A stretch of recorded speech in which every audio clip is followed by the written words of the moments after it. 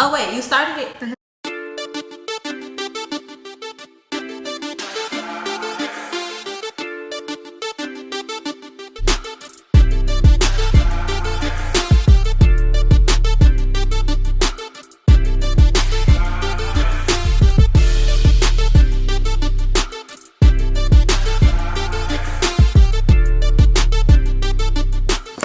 Hey y'all, so today we're gonna be having story time. We're gonna be telling y'all about what happened at Miami at the Fontainebleau and why I don't feel like girls should go to Miami by themselves, and why I don't feel like girls, if they're going to Miami by themselves, should not stay at the Fontainebleau. This is Niece. She was there with me, so she's gonna be helping me tell the story because sometimes I be getting stuck. So let's start from when we checked into the hotel. So when we checked into the hotel, why that one so loud? When we checked into the hotel, we was waiting on valet. Well, they was waiting on valet. I was inside checking in and they was outside waiting. So I really feel like that's when they targeted us, because they saw that we were by ourselves and that we was checking in. And I feel like Al saw us check in. Keep that name in mind, Al, because he's going to be an important part to the story. He's the security manager. Remember his name, Al. That night, Friday night, I had a hosting at Take One. So we went in the room. We got there at like 12 midnight. So we checked in. We went upstairs and got ready. And then we went to my hosting. So we left from there and we went to this club called Playhouse in Miami. So when we went to Playhouse, she couldn't get in because she didn't have her ID. So I went in and her and my friend stayed outside. Parking lot people. When I came out, she made friends in the parking lot. So we was outside waiting on the chicken truck. It's a man, he made real good jerk chicken and he outside. He be outside Playhouse at the chicken truck. So we was really waiting on the chicken till like 6 in the morning. So when we left from the chicken place, when we finally got our chicken, we was waiting on it for like 2 hours. When we finally got our chicken, Tati was driving. She not here, but that's my other friend that was down there with us. She was driving and me and her was drunk, but Tati wasn't drinking, thank God. So she was like, Mia, this car following us. And I was like, where? So then I look back and the car is following us, like following us. Like we going like 90 trying to get away from this car. Mind y'all, it's a red van. Kidnappers, period. Like a soccer mom van. Kidnappers, period. So they following us. We running through all the red lights. They running through all the red lights. We making all these U-turns, making all these turns, switching lanes. Everything we do, they doing it. So obviously, they flashing their lights at us. They kept flashing their lights at us. So obviously, not only were they trying to take us, but they were trying to scare us. Can I add something? And for all the people talking about some other people was just trying to talk to y'all, no, they was not, because when they got to the side of the car, they ain't say like, oh, hey, y'all fine, you cute, I want to talk to the girl in the passenger seat. No. You start looking straight ahead as if you was not just following us and running right, following us. So when he got next to us, it's like he was either Arabic or Indian. He ain't have no hair. He was very weird. So the back windows was tinted of his car. The back windows was tinted real dark, but his front window wasn't tinted for some reason. So when he got next to us, he kept trying to avoid eye contact with us. He ended up getting next to us because we made like a last minute U-turn, and he stopped in the middle of the road because he was trying to make a U-turn with us, but he couldn't because it was too late. So we were creeped out. We were very freaked out at the moment because people keep saying why you didn't call the police when he was following y'all, or why y'all didn't record. Until we thought we lost him. So like at that point, what the fuck y'all gonna do? We didn't think to call the police, or we didn't think to do none of that. And plus, when we made that last U-turn, we thought that he was no longer following us. So fast forward to the next day, because that was it for that night. We just went to our room because we were totally creeped out. So we just went to our room and we stayed there for the rest of the night. So it's like 5 o'clock. The Fontainebleau pool closed at like 6:30. So we was like, let's just go to the pool. So we ended up going down to the pool, and the pool was closing when we got down there. So we ended up going down there, and we was just down there for like, how long you think? Like 15 minutes? It couldn't be more than 15 minutes because it was already closed once we got there. So we had to bribe the man to even give us time to take pictures. Yeah, so we was down there no longer than like 15, 20 minutes. So, mind you, I'm already paranoid. So I know for a fact, 100% sure we did not do what I'm finna tell y'all. So, we got back up. Mind you, Al, when we went back up to our room, Al, the security manager, we getting on the elevator, we finna go up. It's us and another lady, and she had pizza in her hand. She was taking it up to her kids, whatever. So he like put his arm in the elevator so it can't close, and like get on the elevator last minute. We didn't think nothing of it yet because we didn't know yet that he was a creep. So he gets on the elevator, and when he on the elevator, I asked him like, okay, what floor you going to? He was like 11. So he gets in the elevator. He just acting very weird. Like he has his back towards us in the elevator. And then this is the creepy part. When we got out the elevator, when we got to our floor, he says to the lady, they must have been really drunk, huh? Mind you, bitch, we ain't even ate. We haven't ate. We ain't even had no water. We haven't drunk. We haven't had nothing. So how are you gonna say they must have been drunk? So when we thought about this later, we felt like, okay, he was saying we must have been drunk so that he can have an alibi in case something happens to us. So he can be like, so it can be somebody there to be like, oh yeah, we seen them too. Yeah, they were kind of. Yeah, he did say that they were drunk. He did say that they were really drunk, but we hadn't had any drink. So we get out the elevator. We just let it slide. We get out the elevator. We walk up to our room door, and it's open. And it's open. And it's open. Not only is it open, but it's propped open. The door is open like this much. It's open with he said the deadbolt. The door was open with the deadbolt. I know we didn't do that because when we walked down, I'm very extra paranoid. So I knew when she came out last. I'm finna show y'all. This is what was open. It was a thing like this. I don't know if y'all can see because I can't see, but hopefully y'all can.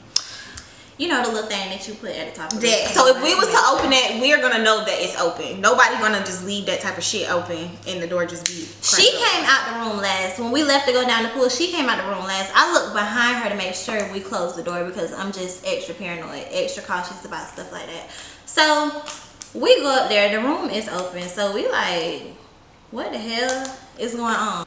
She walks in for some odd reason. Her brain. My mind told me, scan the room and see if anything is missing, because if it's something missing, y'all got robbed. Because I be getting robbed all the time. But if it ain't nothing missing, that's somebody that's trying to send a sign to the other sex traffickers, because I also watch documentaries. So I just was trying to see what was up. She walked in and she seen that the room was nothing was moved. So she walked right back out. So I was like, okay, just leave everything. We finna go down and get security. So Tati, that's our other friend, she panicking like, oh my God, it's time for us to go home. We just need to go home right now. So we like, okay, Tati, just chill. Front desk, and we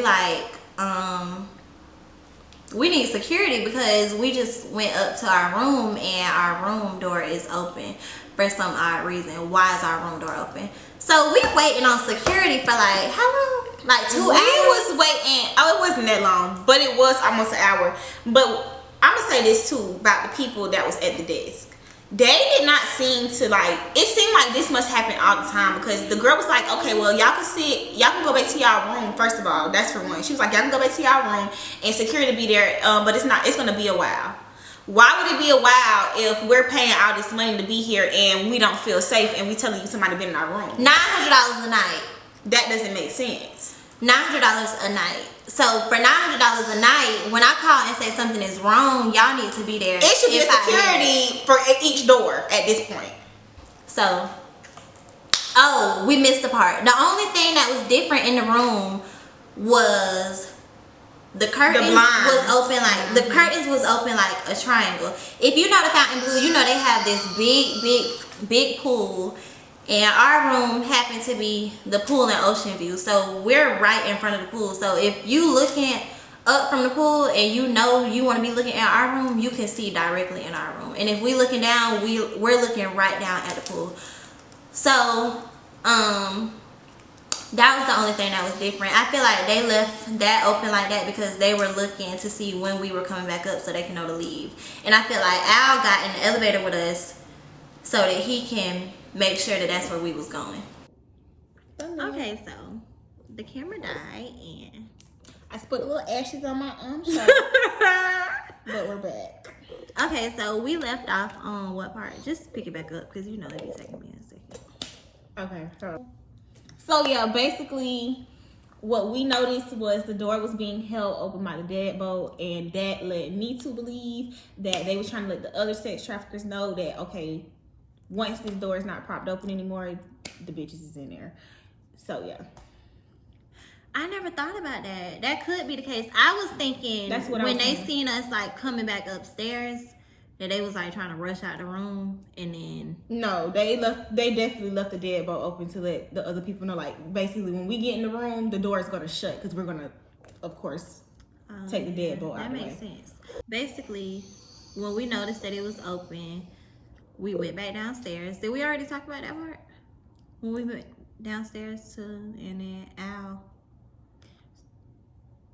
We talked about when we were downstairs and we were initially waiting, and we talked about when we went back upstairs and we explained to the men that the door couldn't have just mysteriously been open, and the other security guard concurred with us that somebody was in our room. We came back downstairs, packed our bags, we out of here. So we are waiting on Al. So Al comes and he's like, okay, I'm gonna do the lock interrogation for y'all so that y'all know if somebody been in your room. Basically, a lock interrogation is when they show you who been in your room, what time they was in your room, when the key was used, all this stuff. So but as we explaining this to him, he keep trying to make us think that we were in the room. So we keep saying like, okay, no, we took a picture at 6:20, so we couldn't have been in there at 6:19. He like, no, that was y'all. Y'all did that. Okay, so we don't got to worry about that time because that was y'all. That type of thing. Basically, he was very weird. He's like, this is the time. This is the number we use to identify you, and this is the number we use to identify your key. So I'm like, why is 923 the number that y'all are using to identify us? That don't even make sense. And he like, because that's your room number. Because that's your room number. And I was like, that's not even what I told you our room number was. Like, where did you get this room number from? 923. We're staying in 836. So we noticed. So he just kept saying like, this is your room. Like, this is your room number. And we like, no, our room number is 836. So he got mad and rolled his eyes because he brought us the wrong room number, and we noticed. So I can't leave out that he kept telling us like, so if I bring the lock interrogation back and the times add up, y'all gonna stay, right? You're not gonna leave the hotel, right? You're gonna stay another night, right? And we're like, no, we want to go home either way because obviously it's something weird going on at this hotel. So we told him we wanted to leave. So he was like, okay, whatever. Just like that, okay, whatever. He gonna go get the next lock interrogation for the right room. And two, when he bought the first lock interrogation paper, right before he left, I asked him, I said, there's no cameras you can show us? He said, it is, but I'm gonna get the lock interrogation. And I don't know why I never thought like, what are we sitting here doing a lock interrogation for when really around the time that we left, we could just pull up the cameras and see who walked towards our room. Like, why do we keep doing a lock interrogation if it's not getting us nowhere? But he did not like me. So right room. So it took him like, how long you think it took him to bring back the real one? Too long to just be printing out a piece of paper. Yeah, so he brought it back, and this lock interrogation that he brought back looked completely it had different. Way more words and stuff. Yeah, it just looked completely different from the first one. Like, it kept saying unadjusted, like it just had all this weird stuff on it. that the first one didn't have. So I'm looking at it strange anyways, and I'm like, I was like, can I hold it? And he was like, no, I'm not comfortable with that. What?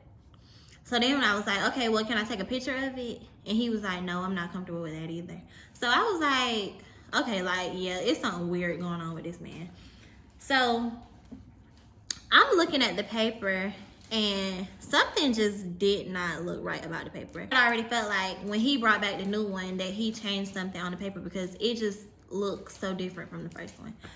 So I'm reading the paper, and it says, if there is an A after the time, that means that the lock interrogation was altered. So I'm looking at all these times, and they all got an A next to them. But he went and adjusted the times based off what we had told him, because he was Based like, upon the first one, when when he was like, okay, so what time was your picture from? Like, we showing him, like, we took a picture at 6:49, so that couldn't have been us at 6:50 in our room. So we showing him, and he like, okay.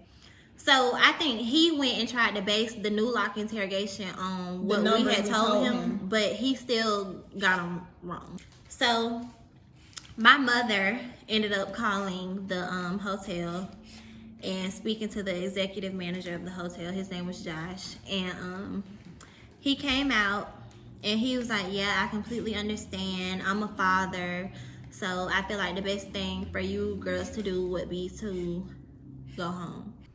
He was very understanding. And so then he calls Al over because she started telling him about how she had a problem with Al. And he called Al over, and he's like, yeah, so what seems to be the problem? He trying to understand the situation. He trying to like get knowledge on what's going on. So she started saying like, I just feel like I just feel like for us to be paying all of this money, y'all need to do $900 a night. Yeah, y'all need to do something better as far as keeping us safely secure. And if we're telling you, hey, we don't feel safe, and even if we're irritated, if we have an attitude with our voice, I don't feel like your staff should get an attitude back with me because y'all failed to do y'all job. I'm not here working, so I don't need to keep myself safe. But I pay y'all to keep me safe while I'm here. So when I said that, Al gets attitude. Cause I'm still asking, like, so I can't see the paper, like, so I can't see the paper, and Josh is like, yeah, you can see the paper. So he like, okay, Al, hand him the paper. What y'all think Al did? What y'all think Al did? Y'all think Al showed me that paper? Al had the paper like this. The whole time the man talking, this the paper.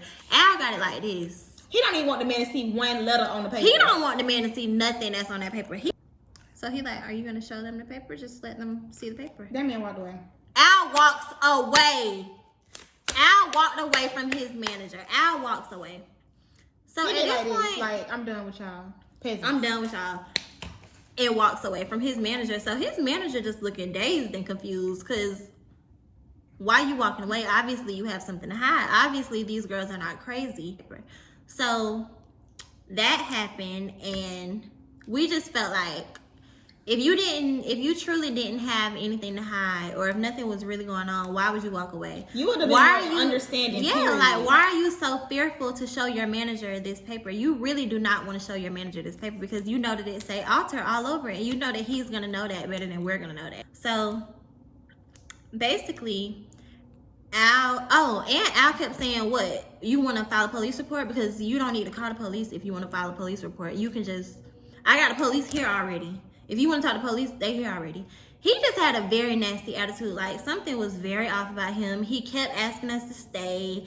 We thought he was gonna be more helpful because he was on the elevator when we got off. So like, we thinking, okay, well, you the man who you seen us on the elevator. You know that we just got off the elevator. Like, we're really thinking he's gonna help. So we kept going to him for help, when really we probably should have like tried to talk to the other security dude a little bit more versus telling Al all our business. But Al was also the head of security, so it was kind of like we had no idea what to go to. Yeah. So moral of the story is, Al was a creep, and I feel like Al has something going on. I feel like Al is somehow in connection to sex traffickers, and he targets girls because, of course, he works at the Fontainebleau. That's going to be an easy place to target because it's pretty girls walking around everywhere. It's expensive to stay there, so you know that the girls that's going to be there not like trashy, of course. So I feel like that's why he targeted us when we first checked in because we fit the, what's the word? Description. We fit who they want to sex traffic. Most people getting sex trafficked are between 18 and 23 out of Miami.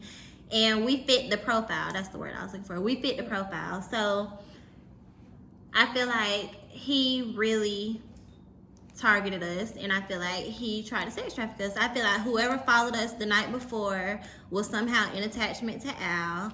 And I feel like if Al didn't have anything to hide, he wouldn't have walked away. He wouldn't have been so mad and so angry. He wouldn't have been defensive at all. He wouldn't have been asking us to stay after we obviously felt unsafe.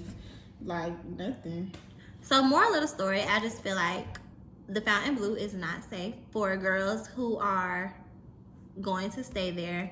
I don't think Al works there anymore because we called to speak to security and they said that he won't be in for a while. So I feel like maybe when he walked away from his manager, maybe he got put on suspension or maybe he got fired or whatever. I'm not sure. But I just feel like that hotel has something going on. Why did you already have the police here waiting and the situation has not even escalated that far? So I feel like him, the police, and whoever followed us, they all work together. And Miami, even, let's say the situation never happened, Miami is still not safe for girls to go on a girls trip. They are the highest city in the whole state of Florida for sex trafficking. I think they're number 3 in the whole country. So really, Miami should not. I know it's nice weather and whatever. If you don't have the proper people and the proper protection, then go somewhere. Highly not recommended. Go to Orlando. And then somebody wrote me on Instagram saying that a girl disappeared on Miami Beach the day that we got there, and they still haven't found her. She was between 18 and 23.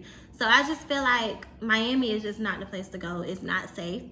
And I feel like there's not only, I feel like, but it's statistics. That's where sex trafficking resides. So don't go to Miami. So that's the end of story time. Y'all been asking about this story. I've been wanting to. Don't go to Fontainebleau. Don't go to Fontainebleau. Go to Hotel Indigo. Go anywhere. Go Holiday Inn. Anywhere. Holiday Inn Express. Anywhere. Home 2. Anywhere. Not Fontainebleau. Not Fontainebleau. They have something weird going on. For sure. But anyways, thanks for watching my video. I'm going to have more content coming soon. I know y'all been asking me to start a YouTube. So here we go. Don't forget to like, comment, and subscribe to my YouTube. Bye, y'all. Tell them bye.